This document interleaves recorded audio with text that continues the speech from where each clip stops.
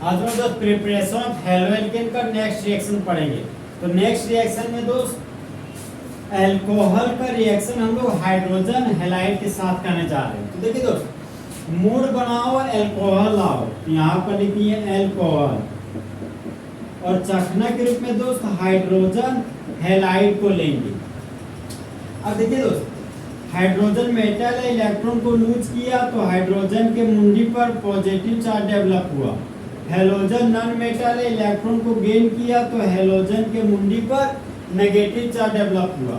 Oxygen का electron negative value ज्यादा होता है अल्काइल ग्रुप से, तो ऑक्सीजन अल्काइल ग्रुप से इलेक्ट्रॉन को छीन लिया। एरो का हेड ऑक्सीजन के पास गया तो ऑक्सीजन के मुंडी पर नेगेटिव चार्ज डेवलप हुआ। एरो का टेल अल्काइल ग्रुप के पास गया तो अल्काइल ग्रुप के मुंडी पर पॉजिटिव चार्ज डेवलप हुआ। अब यहाँ पर देखिए दोस्त, हाइड्रोजन एसिड है, OH माइनस बेस है। तो जिस तरह बेबी को बेस पसंद है उसी तरह एसिड को बेस पसंद है। तो एसिड और बेस के रिएक्शन से बाय प्रोडक्ट के रूप में वाटर का फॉर्मेशन हो गया। अब अल्काइल ग्रुप था तो यहाँ पर लिख दिया अल्काइल ग्रुप।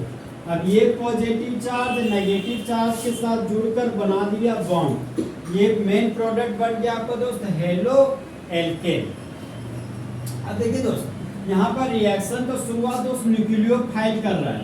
ये न्यूक्लियोफाइल सबसे पहले इलेक्ट्रोफाइल पर अटैक करता है। उसके बाद है सो आपका जो H प्लस था वो OH माइनस के साथ सेकेंड स्टेप में रिएक्शन करता है। तो रिएक्शन का शुरुआत दोस्त न्यूक्लियोफाइल कर रहा है। तो ये टाइप ऑफ रिएक्शन, ये रिएक्शन का प्रकार हो जाएगा आपका न्यूक्लियोफिलिक सब्स्टिट्यूशन रिएक्शन। तो जब रिएक्शन का शुरुआत हेलोजन के मुंडी पर नेगेटिव चार्ज है तो हेलोजन यहाँ पे बन गया हेलाइड आयन। तो हेलाइड आयन है आपका न्यूक्लियोफाइल। तो जब रिएक्शन का शुरुआत न्यूक्लियोफाइल करता हो और उस दौरान एक ग्रुप आ रहा हो और दूसरा ग्रुप जा रहा हो तो होने वाले रिएक्शन को न्यूक्लियोफिलिक सब्स्टिट्यूशन रिएक्शन कहते हैं। रिएजेंट के रूप में H प्लस था तो H प्लस लिख दिए। यहाँ पर आपका अल्कोहल था तो यहाँ पर लिख दिए अल्कोहल। ये एक तरह का हाइड्रोकार्बन है दोस्त, इसलिए पार्शियल पॉजिटिव और पार्शियल नेगेटिव से दिखाई देता है।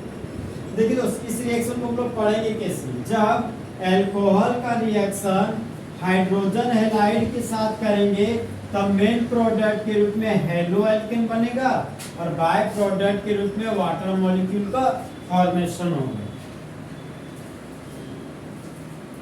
अब देखिए दोस्त, हाइड्रोजन हैलाइड के रूप में हम लोग कौन कौन से एलिमेंट को ले सकते हैं। तो नेक्स्ट पॉइंट है आपका दोस्त रिएक्टिविटी ऑर्डर।